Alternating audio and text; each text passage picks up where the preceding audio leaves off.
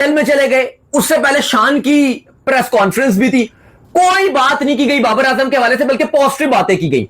लेकिन बाद में 8:58 में पीसीबी की एक प्रेस रिलीज बताती है कि बाबर आजम फिट नहीं है। विकेट बड़ा ग्रीन था, बाबर इसलिए बैक मार गया। ढाका में जो आज पाकिस्तानी फास्ट बॉलर्स का मजाक उड़ा, शायद पाकिस्तान क्रिकेट में कभी ऐसा ना हुआ हो। फास्ट बॉलर छोड़िए, नुमान अली ने 6 नो बॉल किए। तकरीबन 40 बरस के हैं वो। ना थोड़ा सा भी आगे और ना पीछे। पीछे तो गुंजाइश ही नहीं थी, 90 नंबर से नीचे अभी किधर जाना था, गुंजाइश ही कोई नहीं थी।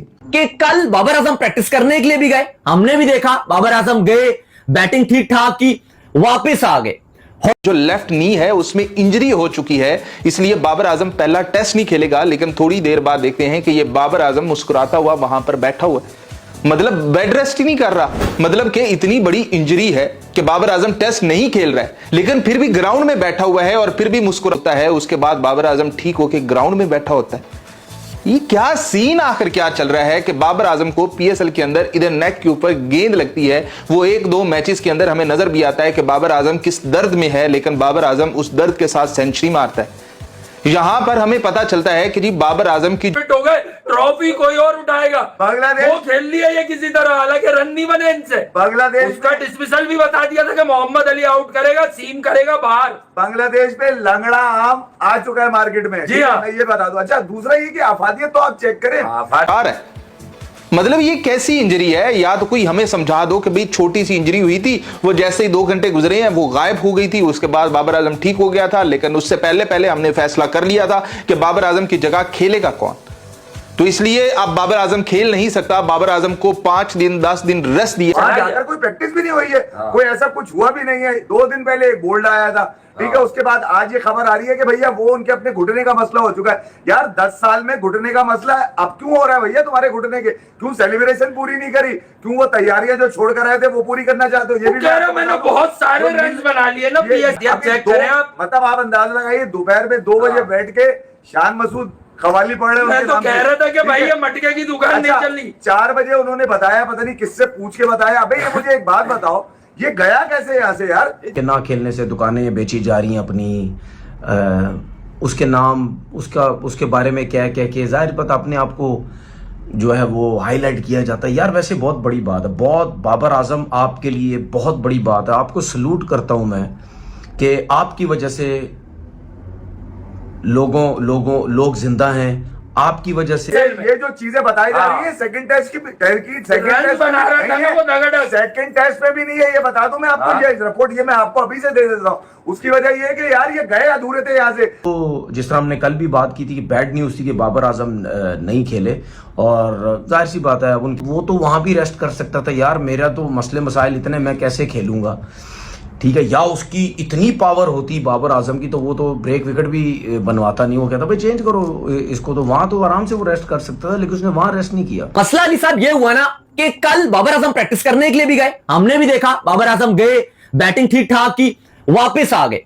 और रेस्ट कर लिया था जी, घास वाली विकेट की वजह से रेस्ट कर लिया। भाई ये वही बाबर आजम है जब वो आउट ऑफ फॉर्म था और पाकिस्तान में इतने ब्रेक पिचेस बन रही थी जिसपे पंखे लगाए जाते थे। इतनी ब्रेक पिचेस होती थी जिसपे पंखे लगा के स्पिनर के मजे थे। तो उसने कहना शुरू कर दिया कि विकेट बड़ा ग्रीन था, बाबर इसलिए बैक मार गया।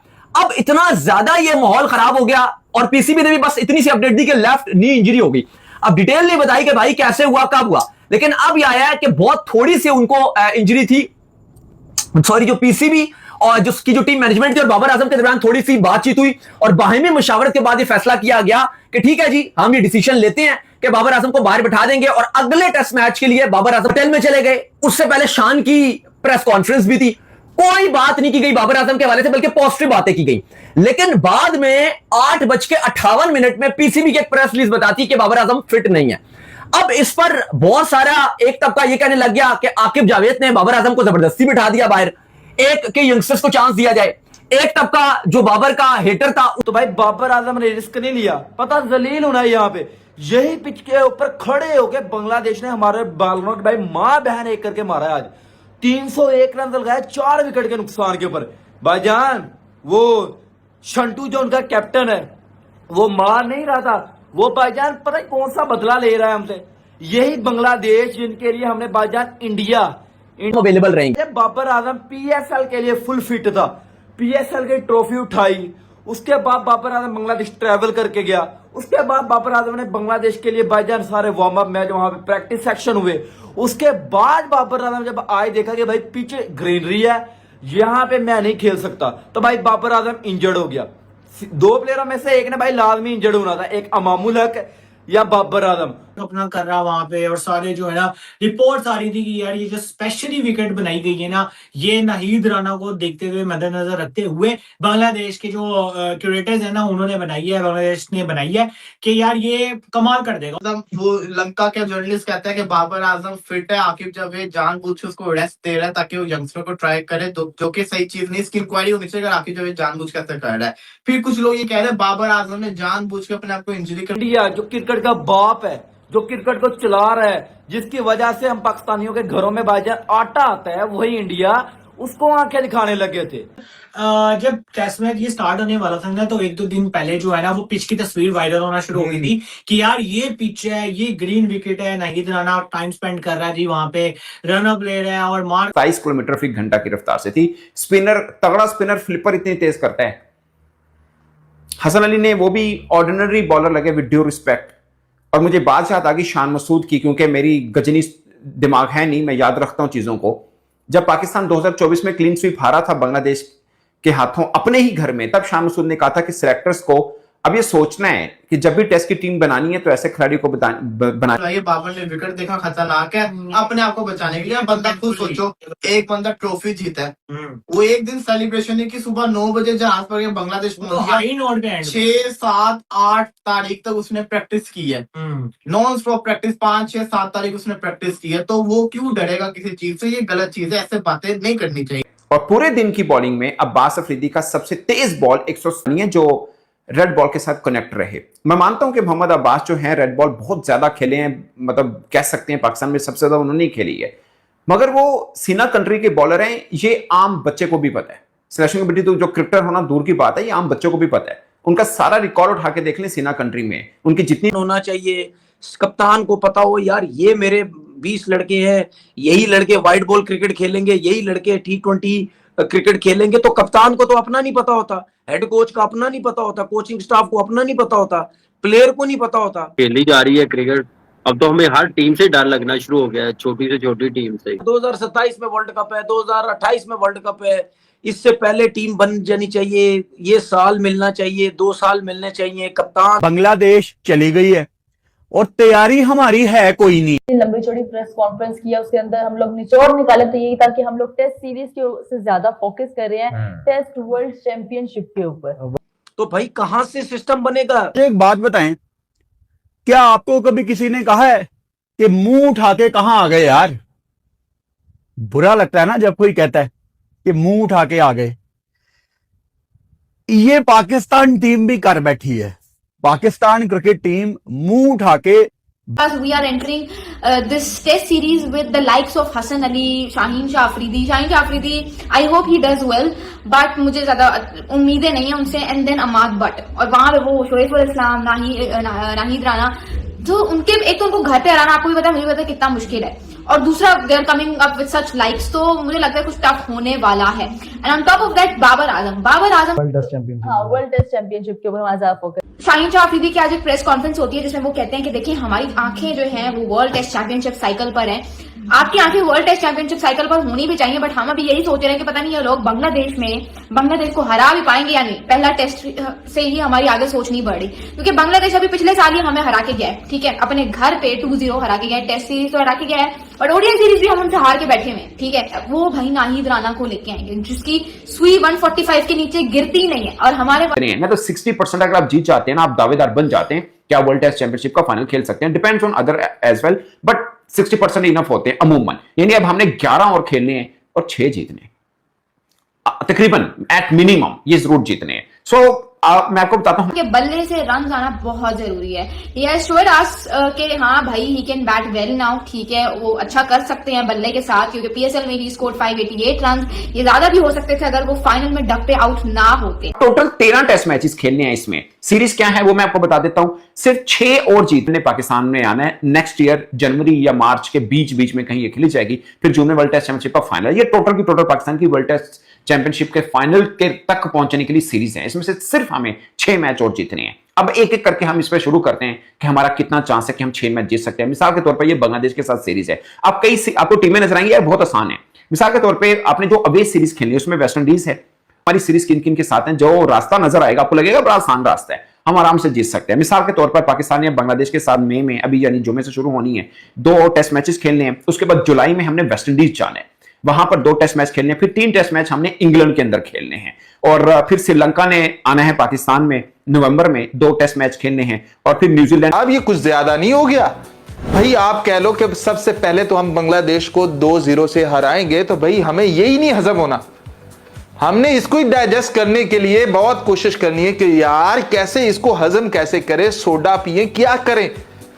लेकिन भाई शाहीन शाह अफरीदी ने तो बहुत ऊपर लेवल की छोड़ दी। कहता है कि फाइनल में कैसे खेलना, मैं तो ये सोच रहा हूँ। तो हर टीम से डर लगना शुरू हो गया है, छोटी से छोटी टीम से, क्योंकि आपको डर लगता है। मैं यूज्ड टू हो गया हूँ ये चीजें देख देख। उसमें इंग्लैंड है और ये बांग्लादेश है। जो घर में खेलनी है उसमें न्यूजीलैंड है और श्रीलंका है। हमने कैसे पहुंचना है वो आप लोग सोचो, लेकिन हमने टेस्ट चैंपियनशिप के फाइनल में कैसे खेलना है ये सोच रहे हैं कि हमने वहां पर कैसे जाना है, हमने इंग्लैंड में वहां पर कैसे खेलना है, वहां पर पिच कैसी है, हम तो ये सोच रहे हैं।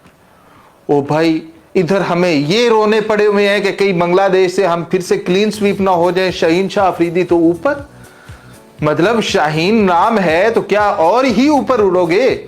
थोड़ा सा नीचे आ जाओ भाई साहब। फार बेटर टीम भी है शेप वाइज ऑन पेपर, लेकिन हम इस वक्त फंसे हुए ऐसे हैं इंटरनेशनल क्रिकेट में, हमें कुछ समझ नहीं आ रही हम किस तरफ जाएं। तो अगर ये हमने अपना लेवल बेहतर करना है तो बांग्लादेश से ये सीरीज बड़ी आराम से जीतनी चाहिए।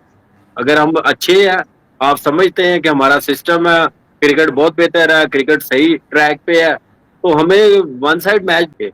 तो क्या पाकिस्तान, जैसे बासित भाई ने कहा बॉलिंग उनकी बेहतर है, मुझे लग रहा है पिच के लिहाज से जैसी पिच हम लोग सोच रहे हैं, या क्या नाम है जो लास्ट सीरीज पाकिस्तान में खेले हैं, सिर्फ फर्क मेरे ख्याल से उनका नहीद राणे का ही है, पेस। बाकी पेस हमारे पास भी है, सीम बॉलर हमारे पास भी है, पेस भी है, एक्सपीरियंस भी है। टॉप रैंकिंग में बैटिंग में रहेंगे टॉप 5 में, या बॉलिंग में टॉप 5 में रहेंगे, आपकी टीम की रैंकिंग भी ऊपर रहेगी, ठीक है ना। मतलब टॉप 5 पे जो बैट्समैन है किसी भी टीम के, ये टॉप बॉलर है टॉप 5 में या टॉप 10 में लगा ले, टॉप 10 में लगा ले, उनमें जितने भी बॉलर हैं जितने भी बैट्समैन है वो तो टॉप क्लास परफॉर्मेंस इस वजह से टॉप 10 में, लेकिन उनके साथ जो बाकी सपोर्ट कर रहे थे उनकी सपोर्ट से आपकी टीम रैंकिंग में ऊपर के नंबर पे है। सही, दोनों जीतने चाहिए टेस्ट मैच। कि 6ठे 7वें पे टीम क्यों है हमारी, कब तक है, कितना टाइम हो गया? अब मुझे बात बताए ना, बाबर आजम के बाद कितने ऐसे प्लेयर आपको कंसिस्टेंट टॉप रैंकिंग में रह के बताएं मुझे जरा। उस जितनी परफॉर्मेंस होगी तो आप टॉप रैंकिंग में जाएंगे ना भाई। देखिए ये सीधी सी बात है, कोई इतनी रॉकेट साइंस नहीं है भाई। आपकी टीम्स के जितने प्लेयर है कि भाई गोल का मतलब ये होता है, हम ये तेरे गोल सुन के भाई हमारे बेंचो कान पक गए हैं, तेरे गोल पूरे नहीं होते हैं, स्पीड तेरी 120 की है, हमारा तो पाकिस्तान तो मिसिंग है ना यार।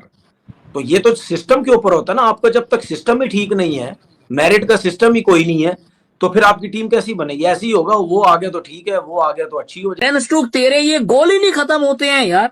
हर बड़े मैच से पहले हमारा जी गोल है, ये जीतना, हमारा गोल वो जीतना, कभी जीता भी है या फिर गोल ही बना रखा है? पहले तो ये बता दे, तुझे बोला कि विकेट चिपकी है, सबके सब आपको इंग्लैंड में ज्यादातर मिलेंगी। मैं आपको छोटी सी एग्जांपल दे रहा हूं, जसप्रीत बुमराह जिनको हमारे फॉर्मर क्रिकेटर भी इस एरा का सबसे बड़ा बॉलर मानते हैं ना, आप उठा के देख लें उनका टेस्ट रैकेट पहले 17। पाक मीडिया बाबर आजम को जमकर धो रही है, बोल रही है कि बाबर आजम ने ग्रीन पिच देखकर खेलने को मना कर दिया है। अगर आपको वीडियो अच्छा लगा तो like, comment, share and subscribe करें।